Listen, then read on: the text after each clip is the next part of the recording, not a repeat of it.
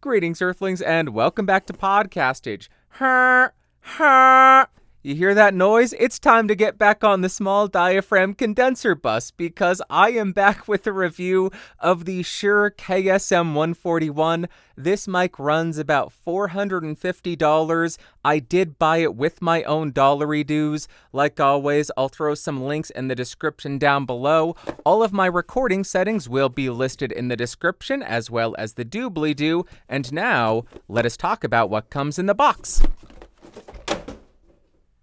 First off, you're going to get a hard-shell storage case. What a shocker, you'll get the microphone, a tiny foam windscreen, a microphone clip, a 5/8 to 3/8 inch microphone stand adapter, a tiny bit of documentation, and a sticker. Then as far as the build quality, it is a Shure microphone, so it shouldn't be a surprise. It feels fantastic. It has an all-metal construction as well as a mesh which covers the grill. On the side, you'll find two switches, one to engage your high-pass filters and another to engage your pad. Up near the top, you have this metal sheath which you're able to rotate to switch between cardioid or omnidirectional polar patterns. On the rear of the microphone, you will find the XLR port, and if you care or not, this microphone is made in Mexico.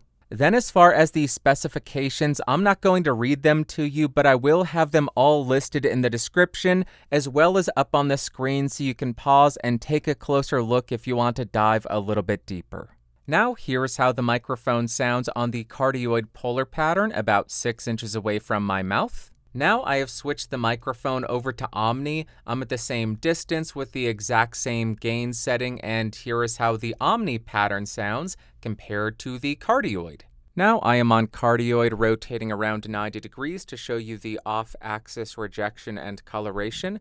Continuing around to 180 degrees, this is the rear of the mic. Continuing around to the second 90-degree angle, here we are, and then rotating and ending at the front of the microphone. And now I am on omnidirectional, rotating around to 90 degrees. You shouldn't hear too much of a change. Continuing around to 180 degrees, this is the rear of the mic.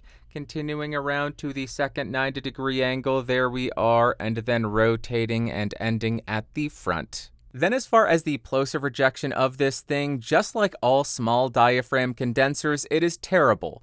Even if I breathe on this thing, it sounds like the world is ending.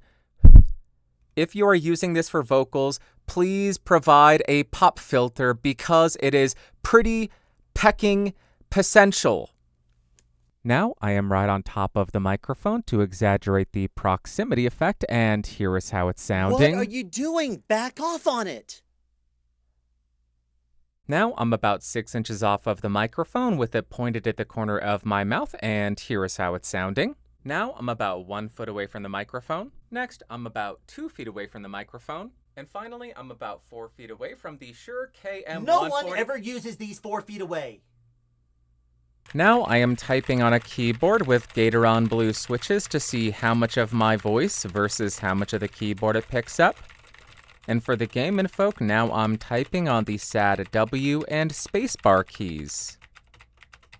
Now here is how the microphone sounds about 6 inches away from my mouth in the cardioid polar pattern in a relatively well-treated room. And now here is how the microphone sounds about 6 inches away from my mouth in the conspiracy corner, which is dark and creepy and also completely untreated.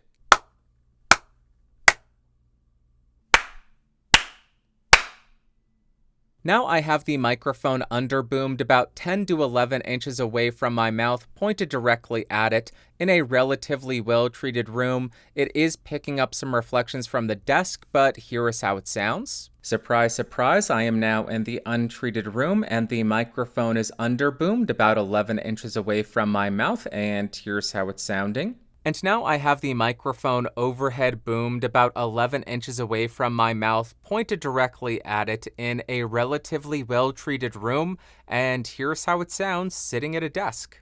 And now I have the microphone overhead boomed 11 inches away from my mouth in my untreated space, and here's how it sounds compared to the treated room.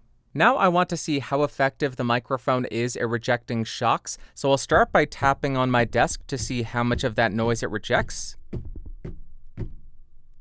and then I will tap on the boom arm. Next, because I'm incredibly annoying, I am going to tap on the microphone to see if there are any kind of resonant frequencies.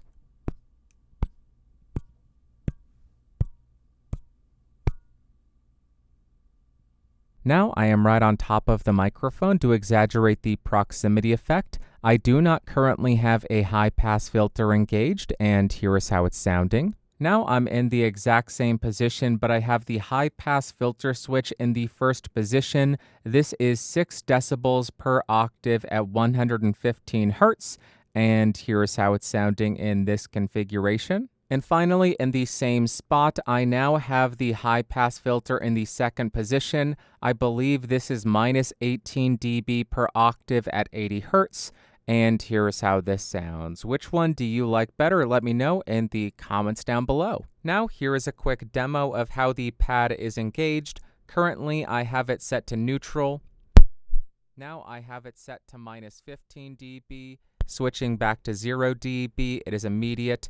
And then engaging the minus 25 dB pad, switching back to 0 dB, and there you go.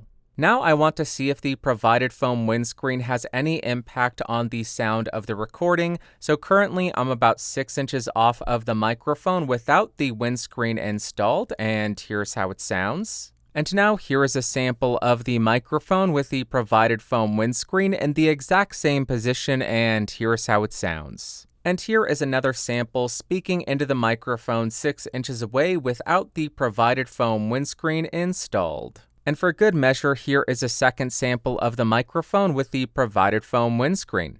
Now, like I always do, I'm going to do a quick spoken word comparison between the microphone that we're reviewing and a bunch of other microphones that are available, so you can hear how this mic stacks up against the competition, and so you don't just hear the microphone in a vacuum. Starting on the KSM141, 6 inches off, no pad, no filter, cardioid polar pattern, gain set at around 230, and here's how it sounds. First up, we have the Behringer C2s. I am 6 inches off. I do not have a pad or a filter engaged.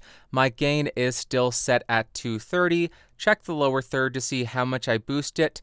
This goes for about $60 for a pair. And here's how this compares against the Shure KSM141. Back again on the KSM141 for a palate cleanser. Here is how it's sounding. Let's jump to another microphone. Now I am on the Rode M5, 6 inches off. Gain is still set at 230. This doesn't have any pads or filters. This microphone costs $200 for a pair. And here is how this compares against the KSM141. Let's jump back to the Shure and do a handful more comparisons. All right, we are back on the 141, so you can clear out your ear holes and understand how this sounds compared to the next microphone. Now I am on the SE Electronics SE8. I am 6 inches off. I do not have a pad or a filter engaged. My gain is still set at 230. Check the lower third. This microphone costs $520 for a set, $260 each. And here is how this compares to the KSM141.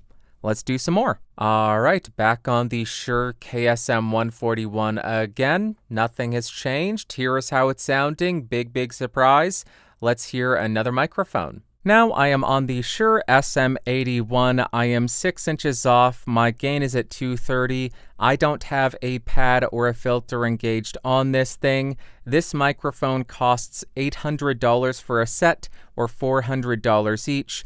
And here is how the older brother sounds compared to the newer brother, the KSM141. Which one do you like better, and which one do you think sounds better? Let me know in the comments down below. Let's do a few more comparisons. All right, we are over the midpoint. I don't know how many we have done, but this is your palate cleanser. Cardioid, no pad, no filter, 230 on the gain. There you go. Let's hear another one. Now I am on the Beyerdynamic MC930. No pad, no filter, 6 inches off. Gain still set at 230.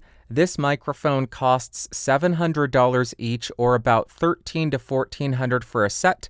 And here is how this sounds compared to the Shure. Let's jump back and do 2 more comparisons.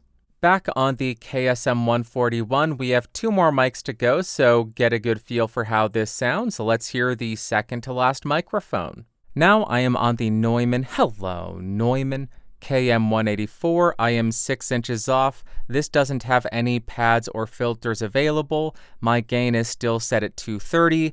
This goes for about $900 each or $1,600 for a pair.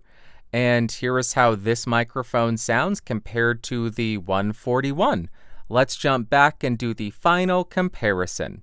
And we have 1 final microphone to go, so this is the last palate cleanser you are getting, KSM141. Let's jump to the last mic. And finally, we are on the Neumann U87 Ai. I am 6 inches off. Gain is set at about 12 o'clock. I am on the Cardioid. I make myself crack up. I am on the Cardioid polar pattern with no pad and no filter engaged. This microphone costs about $3,700. It is also a large diaphragm as opposed to a small diaphragm condenser, so this is not a fair comparison. This is intended to be a control from video to video. There you go. Those are all the comparisons I have for you. Hopefully that was helpful. Let's jump to the music test.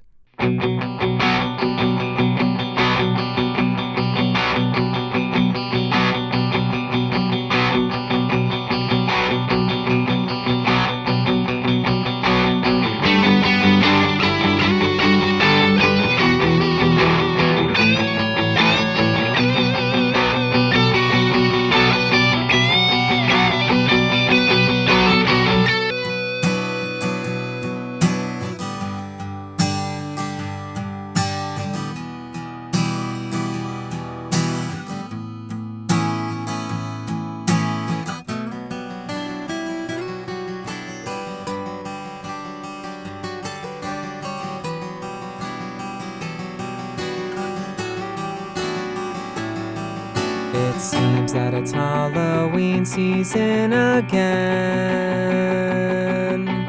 You'll go trick-or-treating with your friends, but you're too old, so now it's really weird, so just stay home. Pickerty third. But yeah, if you're too old, don't go trick-or-treating. It's creepy, it's weird, it's odd behavior. Just stay indoors, listen to some music, and enjoy some horror films and pizza. Just like we'll enjoy the conclusion to this review. That's a segue. All right, at the risk of sounding like a broken record, I think this is another fantastic sounding microphone from Shure. And first up, as far as pros, with a self-noise of only 14 dBA, for a small diaphragm condenser, that seems to be relatively low. I also found the off-axis coloration on this thing to be very neutral and very natural and very inoffensive. The microphone also didn't have any kind of resonant frequencies. Both of the high-pass filters are incredibly usable and they don't hollow out the low end at all. The max SPL on this thing is 164 decibels. What in the world?